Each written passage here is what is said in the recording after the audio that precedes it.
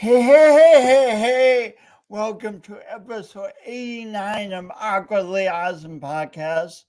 I'm your host, Jason Freeman. I'm a proud speaker with a speech impediment. I specialize in speaking to students about challenging subjects such as self-bullying, turning limits into gifts, and loneliness. And I do it in a lighthearted and empowering way. And today I'm so excited. My guest today has seized the amazing person he is and done so much good in the world and the good he does is rippling out, and I'm excited to plug in again. Nope, this isn't good. and I'm excited to talk with him about his life and his beliefs and to learn from him and for you to learn from him. So without further ado, let me present Alex Kajitani. Today's guest, Alex Kajitani.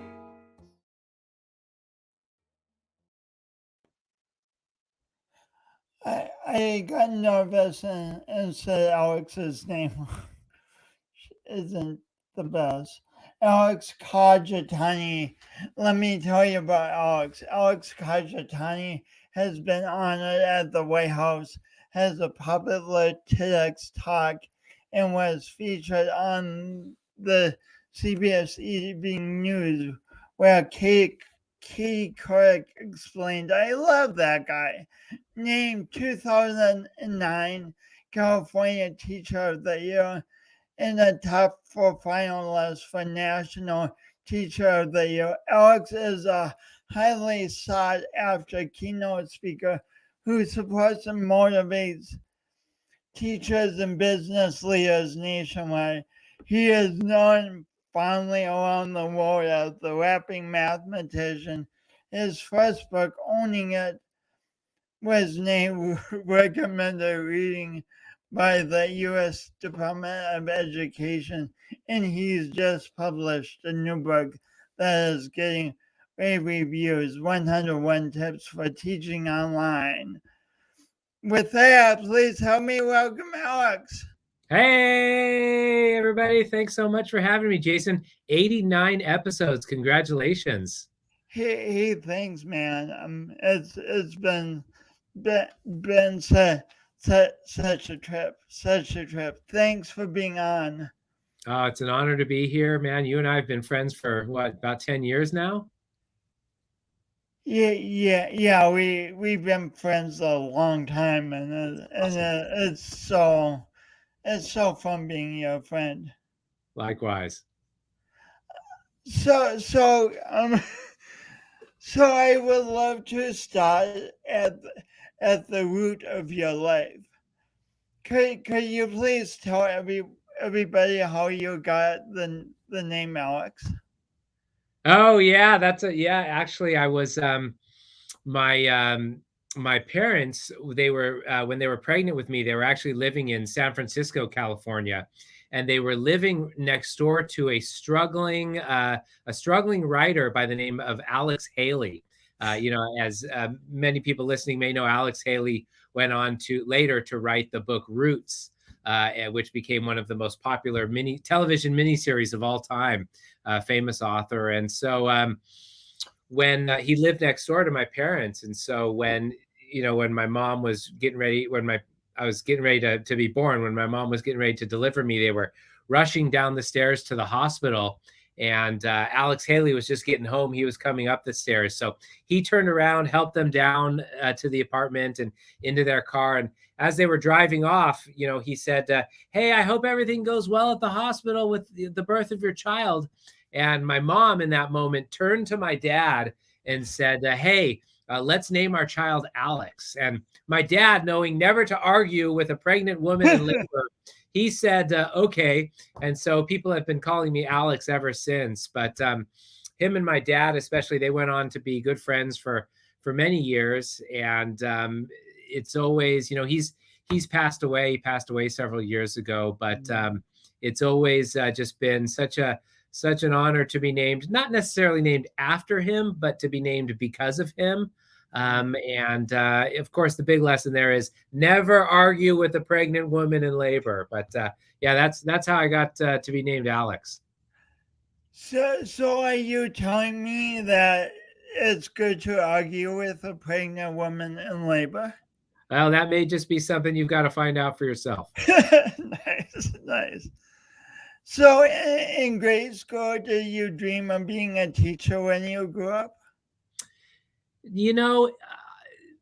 I don't think that I ever it wasn't like a great aspiration of mine. It wasn't something that I really aspired to be until maybe probably about high school. And then at that point, I think in the back of my mind, I sort of always knew that I wanted to be a teacher. And so that really placed me at a great advantage as a teacher to be. I still have lessons that my own high school teachers did in class that I have mentally cataloged. And so I've been sort of mentally cataloging and organizing and been on the lookout for good teaching ideas really since I was in high school. And so, for me, that was just really a fantastic thing. I always knew that I wanted to be a teacher at that point. And so I knew that I loved school and that was where I really wanted to, spend a lot of my life. At the same time, what we also know is not everybody has that experience in school. A lot of our students, they don't love going to school. A lot of our students, for them, school is a place of, great pain. For them, school is a place where they'd like to spend a lot less time. And so, part of what I am really devoted to now is how do we make school a place where students feel safe, where they feel loved, where they feel confident, and where they feel like they truly belong? Because until students really feel like they belong somewhere, there's no way they're going to want to go back and work there as adults. Speaking of feeling discomfort in high school and junior high, how did you feel about being Japanese when you were in high school? Yeah. So I'm half Japanese. My dad is Japanese. My mom is actually Jewish. And of course, growing up in Southern California, I speak Spanish as well. So I like to tell people I am a Jewish Japanese American named after an African American. And of course, I speak Spanish. So I'm all over the place when it comes to understanding my own ethnicity and things like that. And so I think that it really wasn't until college when I really began to study issues of ethnicity and really explore what does it mean to be, Japanese American. Especially my family, my father's side of the family during World War II, they were actually placed in the Japanese internment camps. And so they were sent to live out in the desert in Arizona when all of the Japanese Americans were incarcerated and put into the internment camps. And so, that has been a deep part of my history, my family's history. At the same time, my mother's side of the family is Jewish. And so I grew up learning about the Holocaust and dealing with, some of the wonderful things about being Jewish, as well as a lot of the discrimination that Jews have faced. And so, I think that, when you say, how do you feel about it? It's sort of how anyone feels about their ethnicity and their family history is, especially for a person of color, is kind of an always evolving process that we we learn about, and then we learn some more about, and it kind of, it's not a straight trajectory. It sort of goes forward and back and up and down and all around. And obviously we're seeing that in the bigger picture as social justice issues around race and ethnicity rock our country, and on a large scale as well as on small neighborhoods, and have become really a central conversation in so many aspects of life. And I think the fact that we're having these conversations as a society, we've always been having these conversations, but I think that the direction that it's going in now, where it's really affecting a lot of people on a large scale, everywhere from inside our classrooms and talking about issues of critical race theory to to people taking to the streets around the George Floyd incident. I'm getting off track from your question, but I think that we're always all taking opportunities to explore and to gain a deeper sense of ourselves, as well as the larger society. I thought you said during one of your TEDx talks that you felt insecure about being Japanese when you about being half Japanese when you were in high school, but then later on you own that part of yourself. Yeah, it's interesting. I've done a lot of studying about what we call ethnic identity development. And so these are kind of the stages that people go through. And so I remember when I was in high school, my dad took me to an Angels game. I loved baseball. And so we went and watched an Angels game. And as we were driving out of the parking lot, my dad, who's, kind of a short Japanese guy, he accidentally cut off the driver next to us. And so a few seconds later, the other driver pulled up next to us, and he rolled down his window and he leaned out and he yelled at my dad, "Hey, they should never let any of you drive. Why don't you just go back to China?" And my dad, being who he is, he leaned out the window and he said, "I'm from Japan." But me, I was pretty devastated.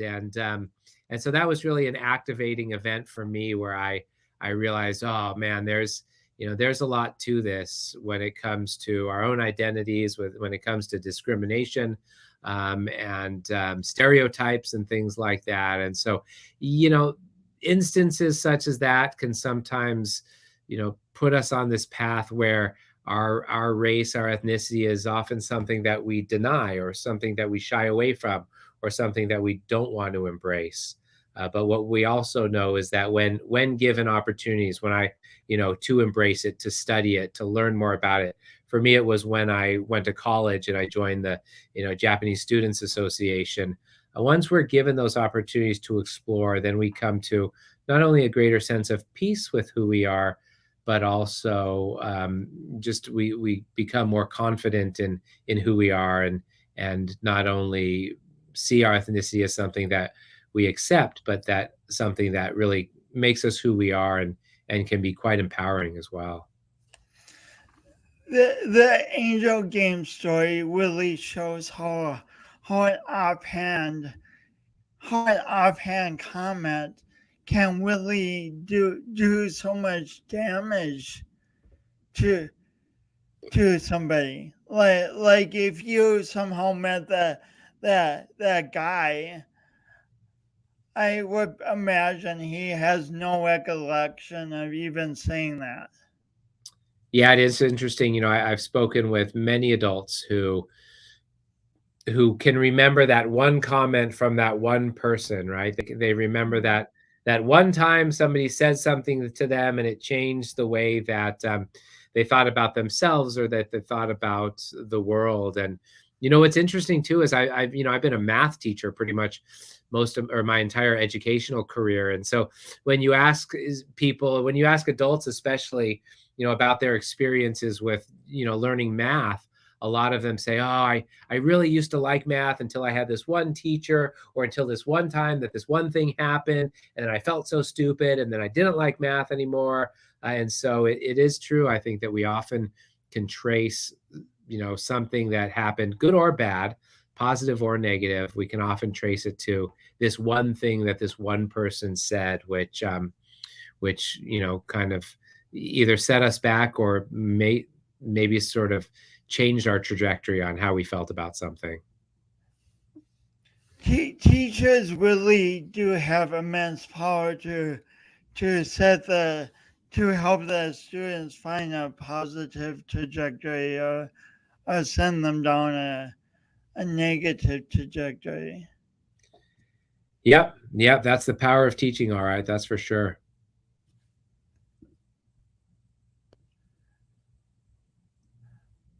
Oh, I wanted to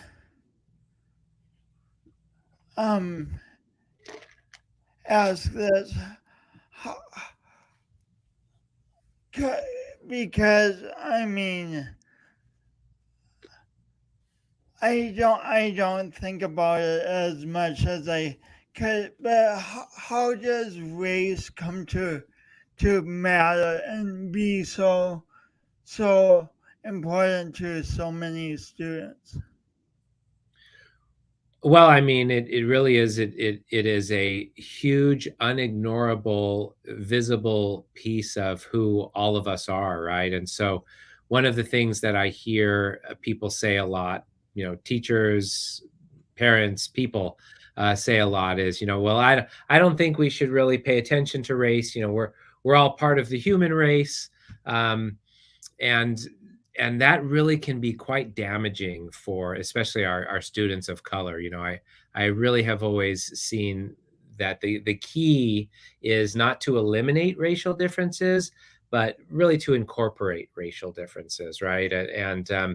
And so, for example, in my class, right, one of the things that we do is we don't just study percentages, right? We don't just say, okay, percentages is, part of 100 or things like that. And so what we'll do is we'll go and we'll find some statistics where we say, okay, because most of my students, they come from Mexico, and our Latinx students. And so we'll go and we'll say, okay, what percentage of the United States is Latinx, right? And then we'll compare that to California. And then we'll compare that to the percentage of Latinx students in San Diego County. And then we'll compare it to, let's say the city of Escondido where I was teaching. And then we'll compare that to what that looks like in our classroom, right? And so when we're talking about percentages, the students see themselves in those percentages. The students see themselves and their own existence in that percentage. And so, what we're really doing is we're not just trying to take the math and we're forcing it into the students' lives. Instead, we're taking the students' lives and we're seeing, okay, where does it fit into the mathematics? And so when we start by seeing the students, when we start by seeing ourselves and our own ethnicity and our own race, and then we relate that to the academic content, now we're totally invested. Now we're totally, emotionally invested in what we're learning, as opposed to it being, thinking that it is, one separate part of who somebody is. Especially to, a student of color who, every time they turn on the television and they're not seeing themselves represented in television shows or in magazines or, wherever that may be, it's a real bummer for them. And so that's one of the things that I hope as well is, that we can recruit more teachers of color to the teaching profession as well, so that our students can see people who look like them, see people who, who they can grow up to be. And I think it means everything. You cannot see somebody without seeing their skin color, without seeing their color. And to some extent, we've, as a culture, in some aspects of our culture, we've become a little bit scared of this conversation because we don't want to be thought of as racist, right? We don't want to say the wrong thing. We're in fear of being canceled. And so, what I always tell teachers is talking about race and ethnicity is not racism. Acting badly towards somebody because of someone's race and ethnicity is racism. And so I'll give you an example. I worked with a teacher once she came into the teacher's lounge once, and she was very distraught. I said, "Hey, what's going on?" And she said, "Well, I started telling my class about my neighbor Greg, who's a tall black man. And when I said that, the students started saying, 'Oh, you're racist, you're racist.' So I didn't know what to do. So I just shut the conversation down, and we talked about something else. Had she been able to say, 'Hey, wait a minute, talking about race and ethnicity is not racism,' then she could have moved that conversation forward. And so, it's not something we're going to get right every single time when we have these conversations, but it's also at the same time not something that we can be fearful of, and that we can ignore as well, because again, to our students, their race and ethnicity means everything to them, as well as adults, but our students especially.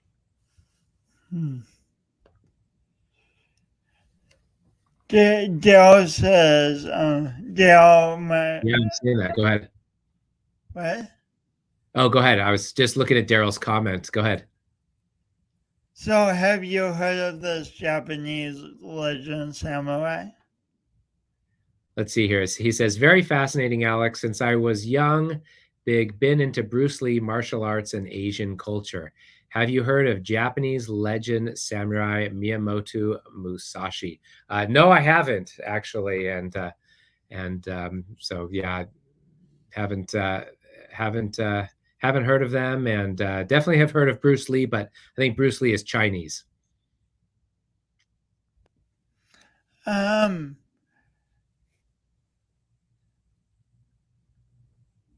Oh, just one last question before we bridge. How can teachers help students struggling to accept the ethnicity to live it? Yeah, again, what I think really is the key is, as I've said, stop trying to take the curriculum and forcing it into the students' lives, and instead take the students' lives and see where it fits into the curriculum. And so I'll give you another example of a good friend of mine, Alan. He teaches language arts, English, up in Compton, California. And so, large percentage of African-American students. And so he knows he has to teach similes, right? And he knows he has to teach Langston Hughes, and his use of similes, what happens to a dream deferred? Does it dry up like a raisin in the sun? And instead of, he knows that if he starts with Langston Hughes, the kids are going to go, "Oh, this is boring."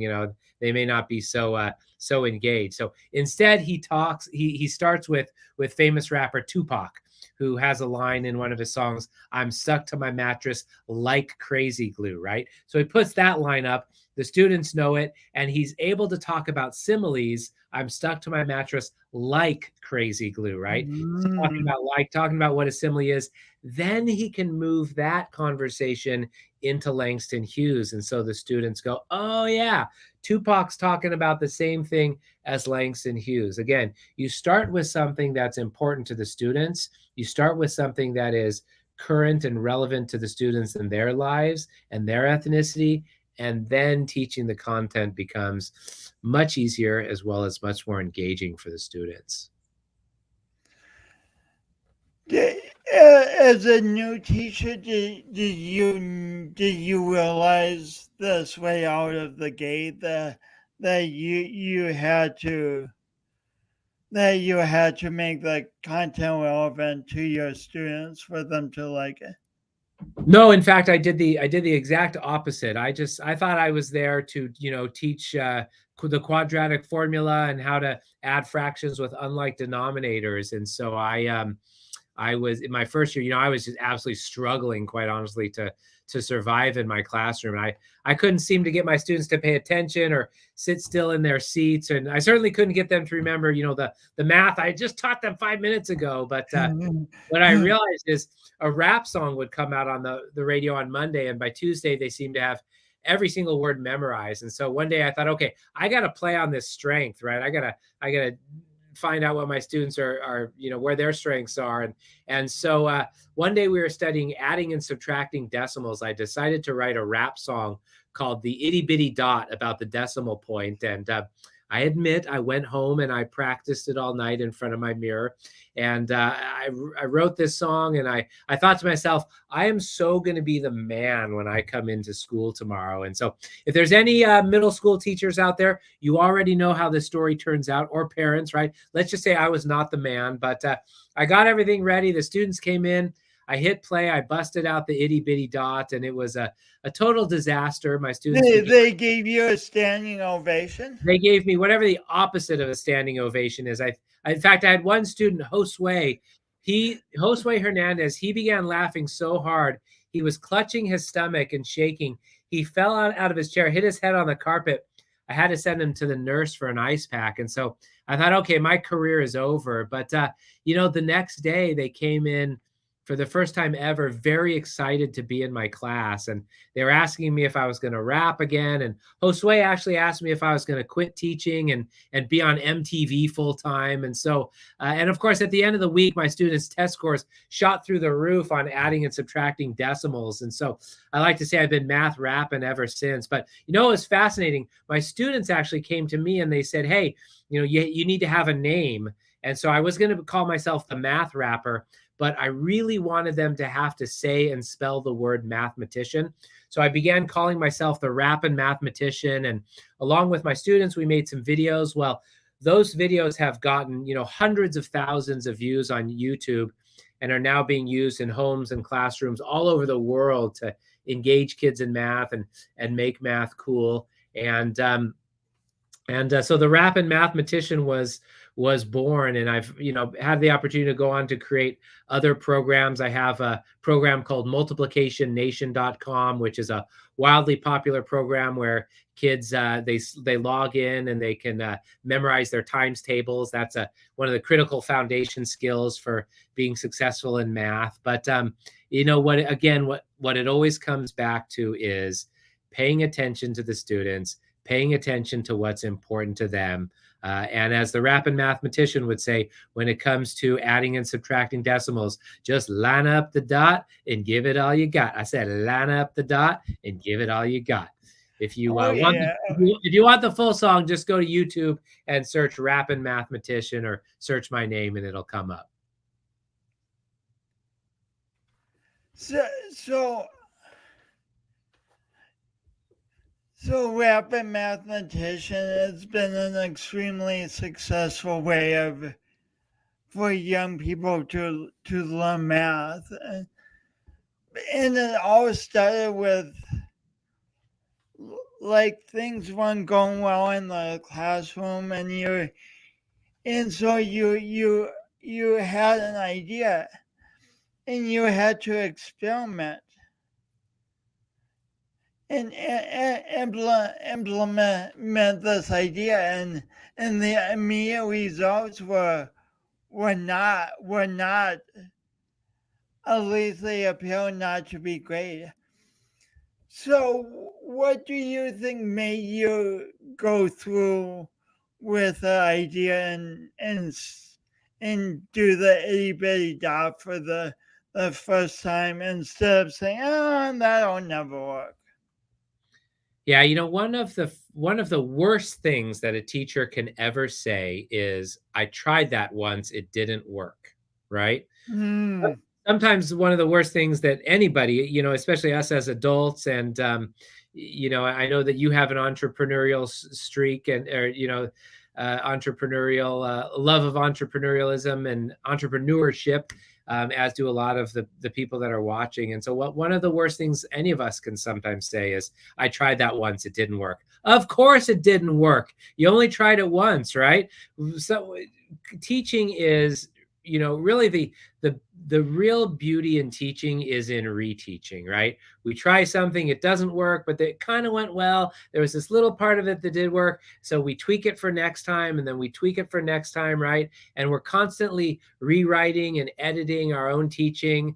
And so at the same time, that takes a lot of courage. It takes a lot of courage to go, you know what? This isn't working, so I'm going to try something else. And then that sort of works. So maybe if I tweak it a little bit better, but at the same time, if we're open to being honest with ourselves, if we're open to seeing, what's working, what isn't working, if we're open to asking for feedback and then actually doing something with that feedback, then we're always, moving up and getting better and evolving as teachers and really as humans. And, I'll tell you, Jason, in terms of what prompted me to go for it, look, as a teacher, there are days when you've got two choices, right? You can be the teacher that you always wish you had, or you can be the teacher that you never wish you had. And for me, the choice is always quite clear.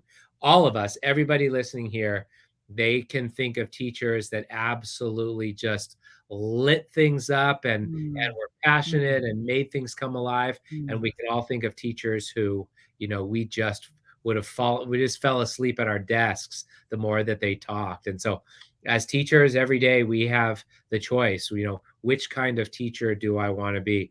As parents, as people, as speakers, every time you get on stage, you have a choice to make. You can be the speaker that people, will lean in and listen to and engage with and remember, or you can be the kind of speaker where people walk out and go, well, there's an hour of my life that I'll never get back. And so, I think just like anything else, we choose it, and we don't choose it once. We choose it every single day. And as teachers, we often have to choose it every single class period. So what you just said is talking so much about risk, creativity, and encourage and persistence. How do you teach those skills to a newer teacher who wants everything to go perfect all the time? Well, yeah, it doesn't take very long, fortunately, for any teacher or teacher to realize that that things are not going to go perfect a lot of the time. And so one of the philosophy, there's a couple of things. One of the philosophies that I really adhere to is that often competence has to come before confidence, right? And sometimes, a lot of the time, we try that out of order, right?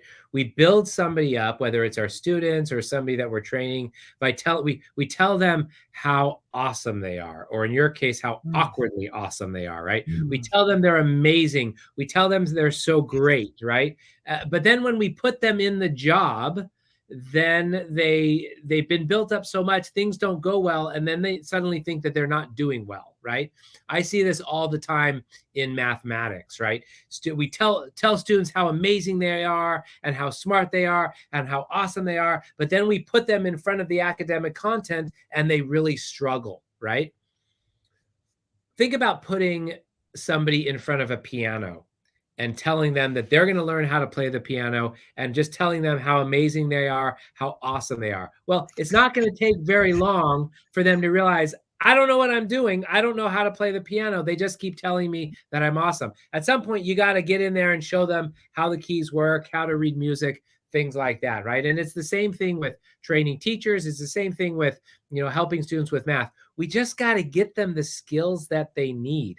We've got to get them, the competency skills. And once we can do something, that's when our confidence really starts to build. That's when our confidence really starts to rise. And so, when I'm doing professional development with teachers, I go in and work with teachers a lot on everything from engagement strategies to teaching math and things like that. I always try to give them real implementable ideas that they can use, as soon as they get back to their classroom, because what we're looking for them to have competence. We're looking for them to have, real ability. And that is what makes people's confidence soar. So I always say competence before confidence.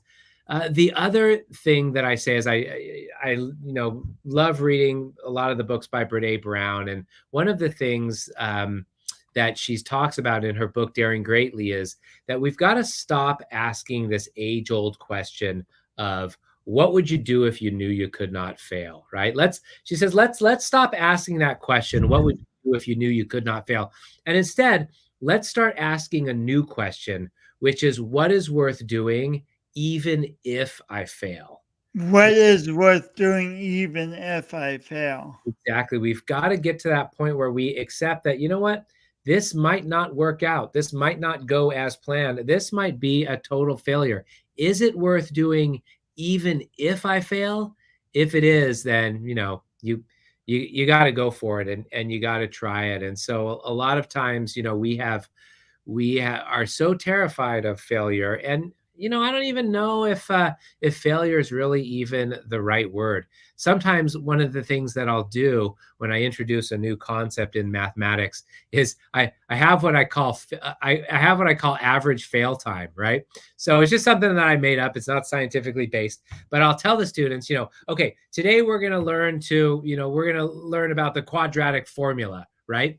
And so I'll say, okay, this has an average fail time of 20 minutes, right? So for the first 20 minutes, I'm going to explain this concept to you. You're probably not going to get it. You're going to be confused, right? But hang in there for 20 minutes. And so the students start to know, okay, after 20 minutes, this is all going to start to make sense. What that does is it prevents them, or it stops them from, I immediately explain it to them the first time, and they don't go, oh, I don't know how to do this, I'm not good at math, right?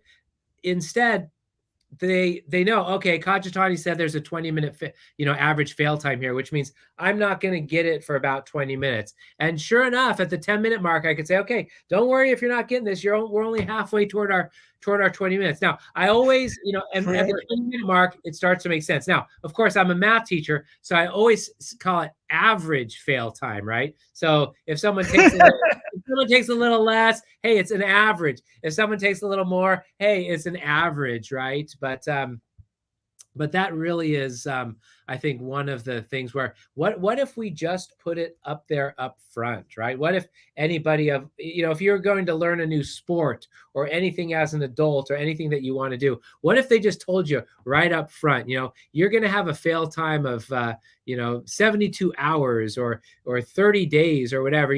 All my life I've been a surfer, and so I'm still, after a lifetime of surfing, I'm still wiping out all the time. Not all the time, less and less each time, but I'm still wiping out quite a bit, as any great surfer will tell you that they do all the time. Because if you are putting yourself in new situations where you're continuing to evolve, where you're continuing to learn, then we've got to what if instead of being shocked by fail time, what if we just built it in as part of the process? So this is a genius concept. So your average fail time gives students or whoever time to develop competence without impinging on the confidence, without saying, "I'll never get it. I'm too this or too that to learn that." So that's competence building time. That's great. Yeah, I'll give you another example. I'm sure a lot of people can relate to this during the pandemic, especially the ones who have kids. So my daughter, my oldest daughter, when she was in third grade, she was bombing in math, right? And I know, Alex, how can your kid not be good at math? You're the Rappin Mathematician. She wasn't doing well, and so the teacher invited me in, and I watched her in class. And this is a kid who is very confident in so many aspects of her life, right? But in math class, you could see her like shriveled up under the table, praying the teacher wouldn't call on her. And so they were working on like area of a rectangle or something. And I realized, oh, she just doesn't know her times tables, right? Okay, I can fix that. I'm a math teacher. So I got home later that afternoon. She got home later that afternoon. Oh, honey, thank you so much for letting me be in your class today. I think I know the issue. You just don't know your times tables. Dad's a math teacher. Like, we can work this one out, right? So I got it covered. So turns out, which is the same thing that a lot of parents found during the pandemic, I can teach 5 classes a day, 30 kids per class. Way easier than teaching your own one child, right? Way easier. So let's just say there were a lot of tears. My daughter cried a little bit also from time to time, but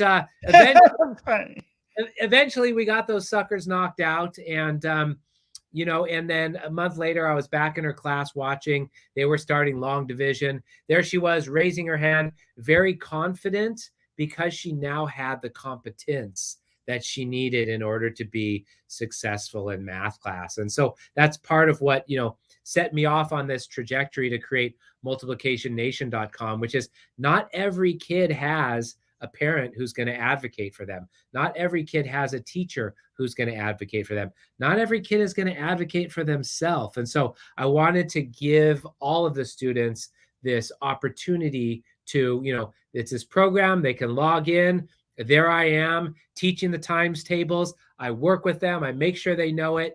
Fortunately, it's a video. It's all video based. So I only have to be very excited about the times tables once. If I had to teach 30 kids with flashcards, I'd probably get pretty worn down quickly as well. But, we've got a lot of times when we realize that a kid is struggling with that and we help that kid, the next question we then need to ask is, okay, what about all of the other kids? And so again, I created that program, and it's even totally free for a month if anybody ever wants to try it out and help their kid. Because you know what? I talk to teachers all around the country all day long, and so many of them are saying so many kids don't know their times tables, and if they just knew them, we could really, we could get to the higher level stuff. And so again, competence before confidence, but then that confidence really soars. I see Pamela's writing in the comments. It's a great approach. And so, yeah, definitely check it out. Like I said, Pamela, you can try it out for free. There's a little free trial on multiplicationnation.com. And I'd love to hear what you think of it. So what was your journey from becoming a teacher of subject matter to becoming a classroom leader? Oh yeah, that's a great question. Not something that I necessarily planned. I got to be honest. Back in 2009, I got to represent the state of California as the California Teacher of the Year, and then I got to be named one of the top 4 finalists for National Teacher of the Year. And so I started getting asked to speak, to different groups and organizations, and other principals would call me and say, hey, can you come in and share some of your techniques with other teachers or the teachers at my school? So at that point, I started traveling around and doing trainings for teachers, everything from speaking at large conferences and fancy hotel ballrooms to working with a group of teachers, in their cafeteria on their lunch break or during their prep period and things like that. And I just loved it so much. At the same time, I also transitioned with my school district from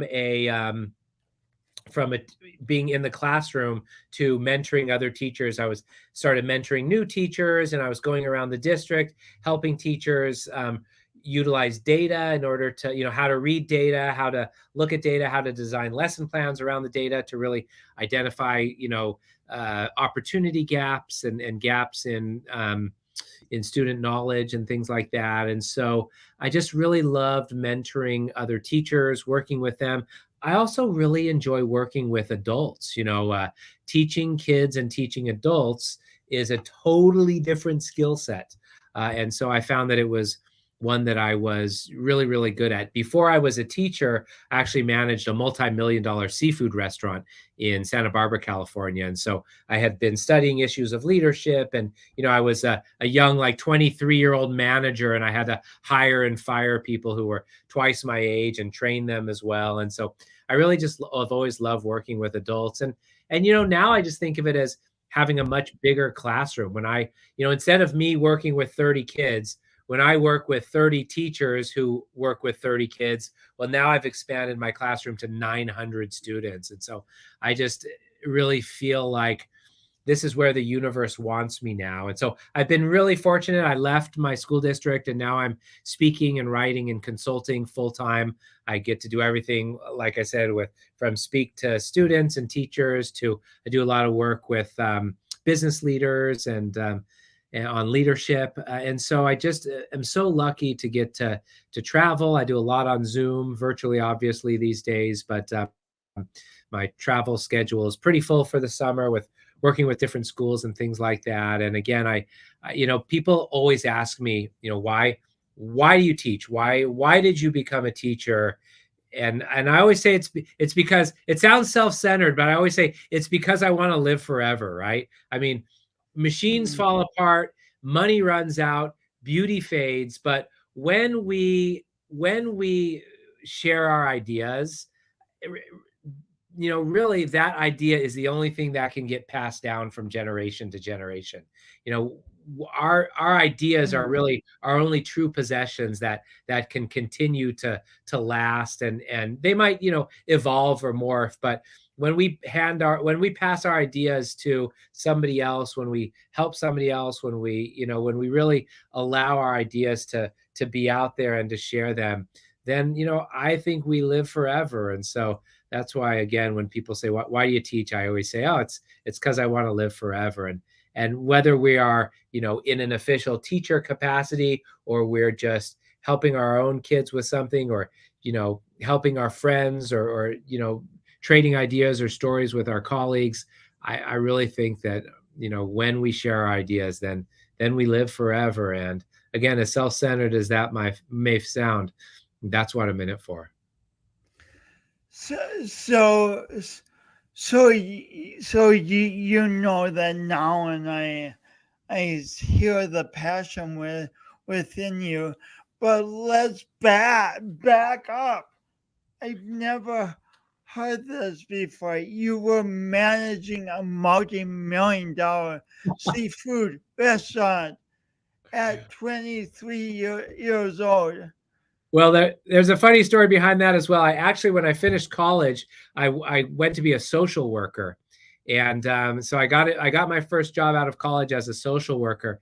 The pay was so bad that I had to get a job at night bussing tables, just to continue being a social worker. And so, in these dinner shifts, I'd watch these waiters, I'd watch these servers, make more money than I made all week as a social worker. And so I was 20, 21, 22, and I said, okay, well, I see where this is going. And so I was able to start to phase the social work out of my life, and I started getting more and more involved in the restaurant. And so, got to be a server in the restaurant. But again, I still just really liked the leadership aspect of it. And so, the restaurant business is something where there's massive turnover all the time. And so, being somebody who was, I wasn't interested in moving to another restaurant. I was pretty stable, pretty calm personality. And so I just kind of kept pursuing opportunities until I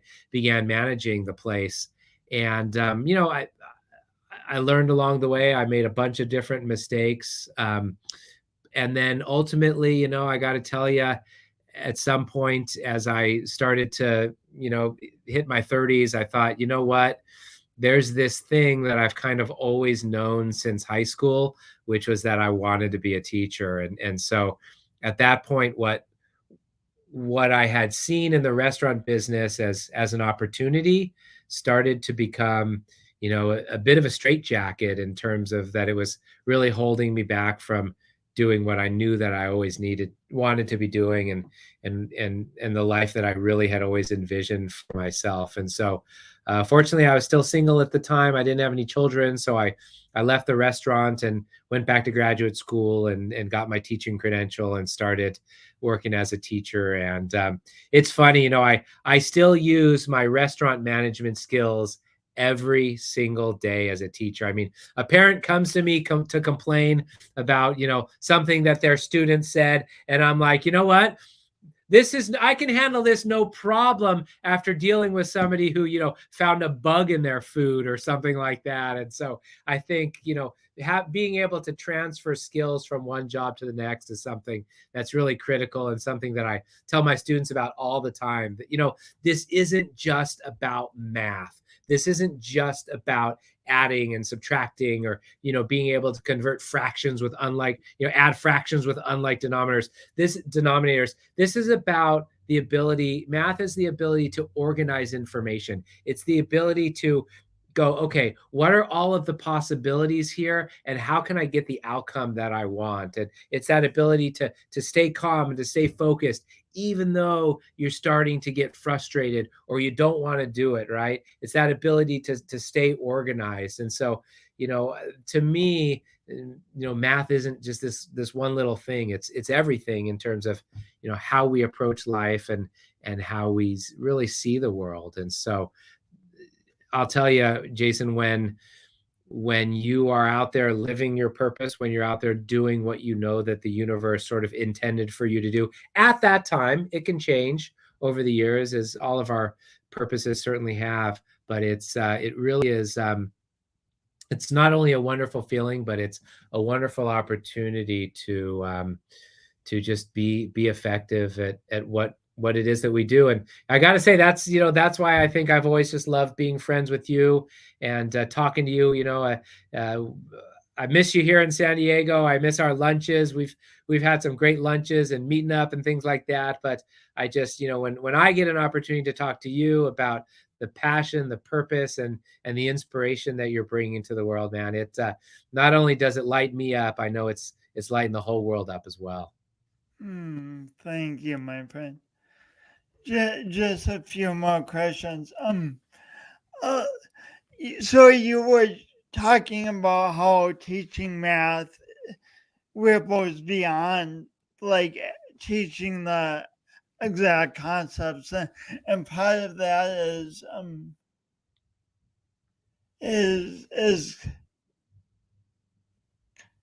I'm so self-conscious about saying your name, is Kajitani style. Mm-hmm.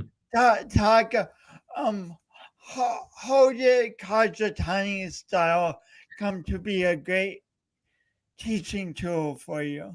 Yeah, that's funny. So everybody who's taken algebra probably remembers, you get your homework paper and you fill it up with numbers and things like that. And so, so one of the things I did, I hung a poster up in my class because it's amazing. You give a group of students a math problem, and you will get 30 different interpretations of how that math problem should be written out on a piece of paper. You think it's going to go one way, you show them how to do it. And so it started to drive me crazy because I was grading papers and looking through and I couldn't find the answer. Some kid put their answer down at the bottom of the paper. Some kids would, put them in a box over the top of their paper, things like that.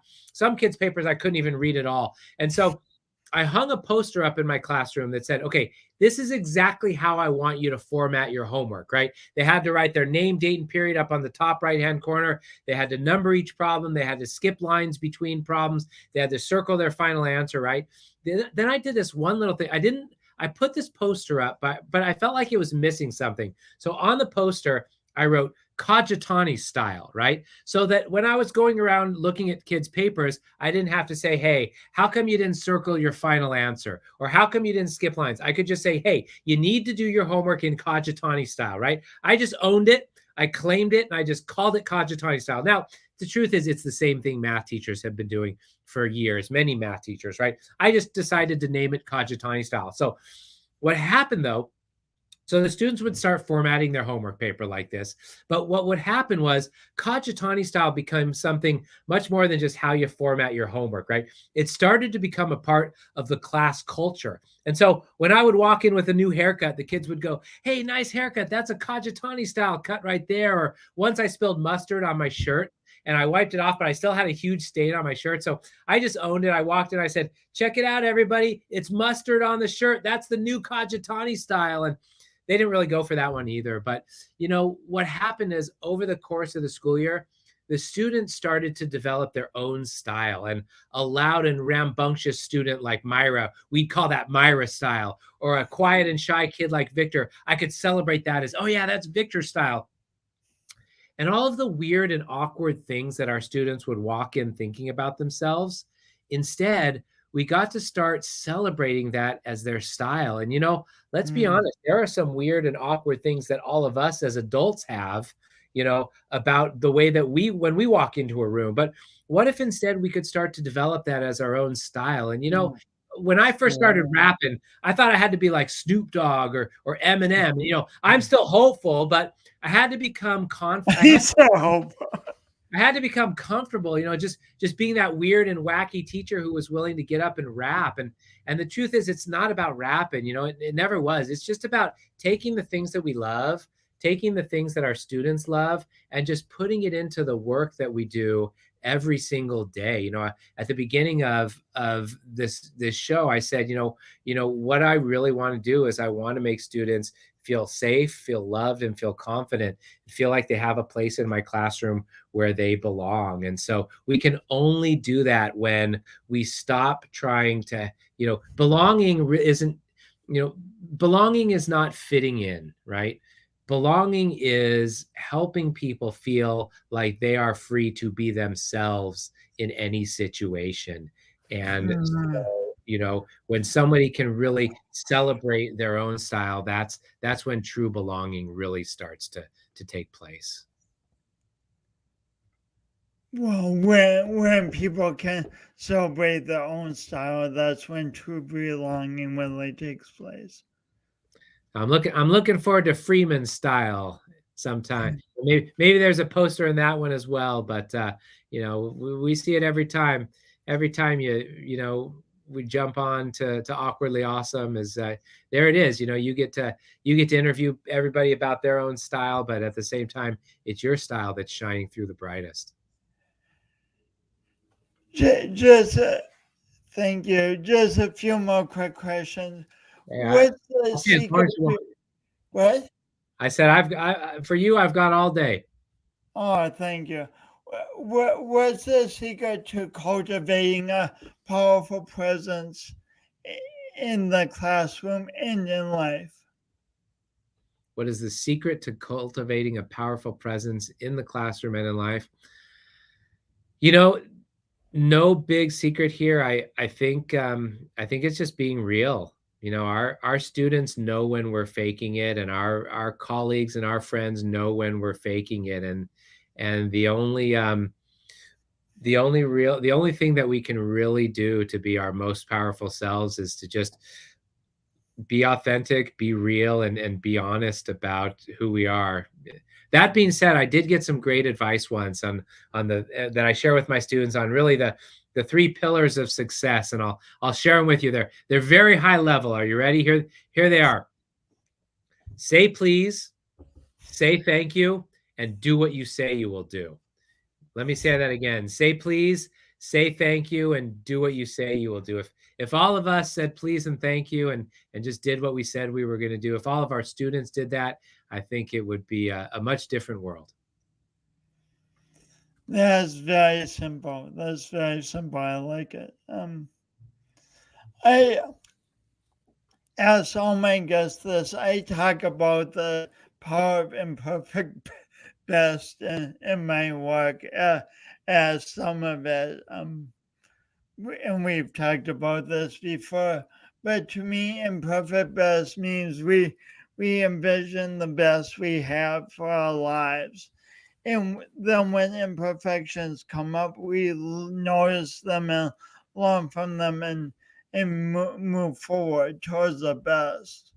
What does doing imperfect best mean to you, Alex? Oh man, I'll tell you what, if you end up watching any of the Rappin Mathematician videos, you're going to see something that's far from perfect, and definitely my imperfect best. But you know what I think it is? It's like I said, it's just be real, be authentic, be who you are. And you know, sometimes you're going to get it right, sometimes you're not going to get it right. And I remember one of the shifts that I made my first year of teaching, that was that I realized, you know what, I've got to stop trying to be a great teacher, and I've just got to start acting like a great teacher. And so I asked myself, how do great teachers act? What do great teachers do? And one of the things that I noticed is that great teachers are always up for laughing at themselves when they need to laugh at themselves. They're always up for, you know, saying, I don't know. I guess I'll have to figure that one out. And they're not afraid to go, yeah, well, I totally blew that one, but you know what? I'm going to get it right tomorrow. And so again, I think at the beginning of our time together, I said one of the things that I found is that, you know, often with teaching, often with life, some of our best days come right on the heels of some of our worst days, because we make a decision when things go badly. All right, am I still interested? And if the answer is yes, got to get back in there and give it another shot. So is there a point when a great teacher knows all they need to know and won't have to ever learn again? I have yet to meet that teacher. I have yet to see that, and I would never want that for my own children. I'd never want a teacher who thinks that they know absolutely everything or has nothing left to learn. You know, I mean, if you're in the teaching business, then you're in the learning business, and both are always evolving. If you are in the teaching business, you're in the learning business. It's powerful. And lastly, how do people get a hold of you? Oh yeah, any way, you know, simply a simple Google. I'm always a Google away, but you can check out my website. It's alexkajitani.com. Just like my last name, alexkajitani.com. You can get a hold of me through the website. You can check out some of my books, online programs, things like that. And again, if you know a kid who needs to master their times tables or a whole group of them, be sure to check out multiplicationnation.com. You can try it out totally free. I will not stop until every kid masters their times tables. And of course, I never, ever, ever want to be the guest who people hear from and they never hear from them again. So hit me up on social media. Just look up Alex Kajitani on pretty much all social media platforms. I love to post things that keep people inspired and engaged and going all year long. And that's been especially true over these past few years in the pandemic. But, you know, I answer every email that anybody ever sends me. And I would just love an opportunity to get to know anybody watching better. And however I can be of service, please let me know. Thanks so much, Alex. Thanks for being you, for showing up for your dreams, and for really finding innovative ways that make people excited to learn, because the ways incorporate what matters to them, and this ripples out as students get to high school and beyond, and it just keeps rippling more and more. And as you say, you want to be a teacher because you'll live forever, and you're definitely, all that energy is rippling out. And it's so cool. Thank you, my friend. Thank you. And thanks for all you do. And I can't wait till our next lunch happens. Yeah, it's going to be so great. Thanks so much, everybody. Have a great day. Thanks. Oh my, this is like my favorite part of a week. Favorite part of my week. Just, I urge you. I say this each week, but to ask the people around you who you think you know so well. Ask them new questions. Be curious about their lives, and you'll find amazing things out. You'll find amazing stories. You'll find points of connection. You'll find points of difference. Just be curious about the people around you, and then you know what? As you start asking them better and better questions, hopefully they'll start asking you better and better questions, and it'll lead to an exciting conversation. And next week, my guest, I'm so excited. Not that. Oops. Speaking of not being perfect, next week my guest is Dr. Katie McKnight. She has a powerful story and is a powerful educator too. And I actually met her through Alex and the thing he does. So tune in next week, please. And thanks for tuning in this week. You're awesome. Remember, you are the best and only you in the world. See you next week.